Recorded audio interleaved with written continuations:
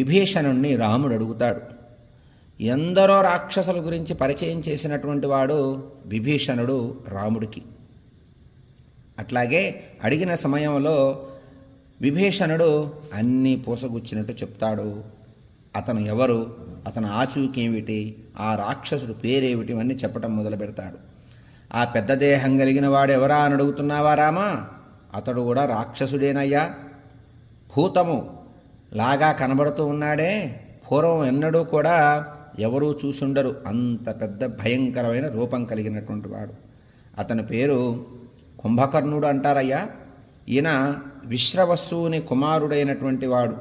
విశ్రవసుని కుమారుడు, గొప్ప పరాక్రమం కలిగినటువంటి వాడు కుంభకర్ణుడు. యుద్ధంలో యముడితో సమానం. ఇంద్రుణ్ణి కూడా ఓడిస్తాడయ్యో, పెద్ద దేహం కలిగినటువంటి వాడు.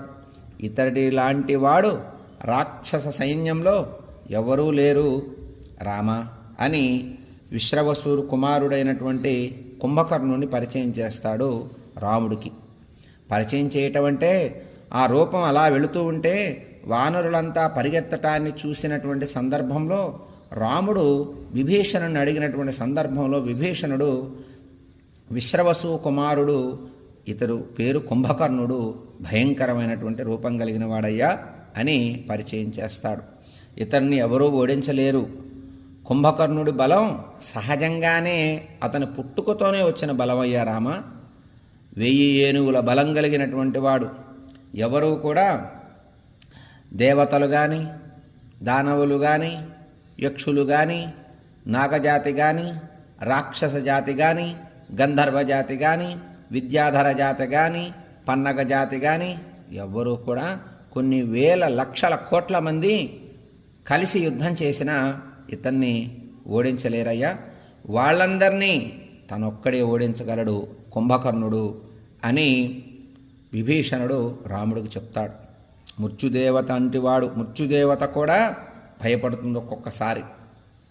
అందరూ మృత్యుదేవతే అనుకుంటారు కుంభకర్ణుడు యుద్ధం చేస్తూ ఉంటే. అలాంటి వాడు కుంభకర్ణుడు. పుట్టుకతోనే రామా, మరొక విషయం చెప్తా.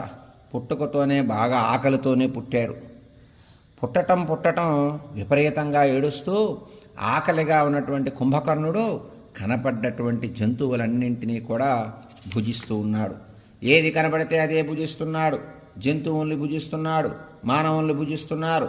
అక్కడ ఏది కనబడితే అదే భుజిస్తూ అసలు ఆ ప్రాంతంలోనే ఎవరో తిరగకుండా ఉండేటట్టుగా అయిపోయింది.